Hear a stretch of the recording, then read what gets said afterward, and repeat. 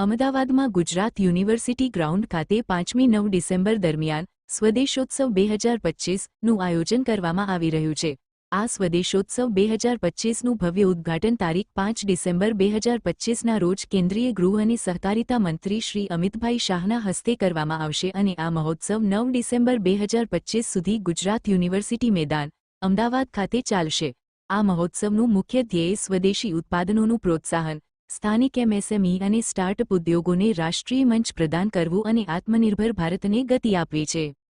સ્વદેશોત્સવ 2025ની તૈયારીઓનો પવિત્ર પ્રારંભ આજે પૂજ્ય સંતોના આશીર્વાદ અને તેમની હાજરીમાં સફળતાપૂર્વક કરવામાં આવ્યો। Report by Ashwin Limbachiya, Ahmedabad.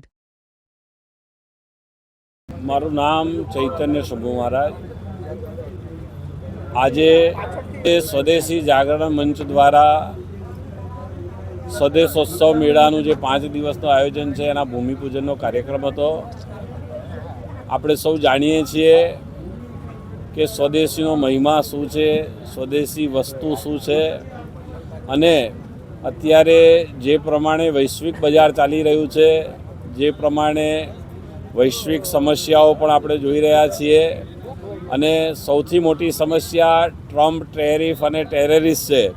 તો એની સામે લડવા માટે આ એક જ હથિયાર છે કે આપણે આપણી દેશમાં ઉત્પન્ન થયેલી વસ્તુ, પ્રોડક્ટ થયેલી વસ્તુ એ આપણા રોજિંદા જીવનની અંદર આપણે એનો ઉપયોગ કરીએ અને એ રીતે આવનાર દિવસોની અંદર જે ભારતને મહાસત્તા બનાવવા તરફ આપણે પ્રયાસ કરી રહ્યા છીએ।